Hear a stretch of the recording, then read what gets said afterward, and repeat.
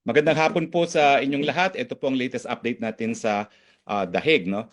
Lilinawin ko lang po yung mga lumalabas na report, hindi po magiging abogado ng presidente si VP Sara dahil sa saligang batas natin ay merong pagbabawal sa pag-practice ng propesyon.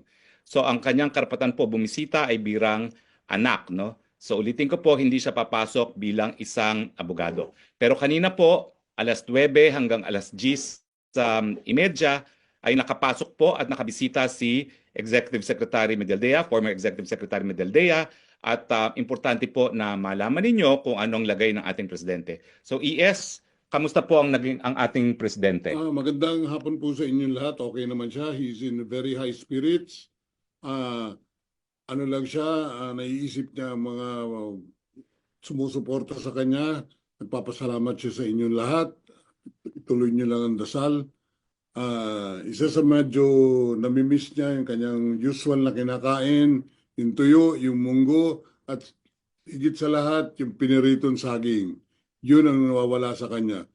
Other than that, he's okay. Pagdasal, keep on praying for him. Maraming salamat po. Gano'ng katagal po yung bisita ninyo? Siguro effectively mga 1 oras lang. Kasi maraming protocol ho pagpasok, pero sumusunod tayo sa proseso nila. Oh, ano naman po itsura ni Presidente Maganda naman ang Duterte? itsura niya. Medyo nakahabol na ng konting tulog. Yun, okay naman. Meron ba po siyang mensahe para sa mga nagmamahal sa kanya dito sa buong mundo? Tinanong ko siya niyan. Sabi niya, mahal na mahal ko kayong lahat. At maraming salamat sa lahat ng suporta na binibigay ninyo sa akin at sa aking pamilya. Okay. So, maraming salamat ES ha. Si ES po ay nagmamadali, nasa baba ng kanyang sundo.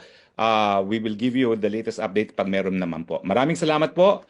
From The Hague, Harry Roque po, your spokes. Bye-bye.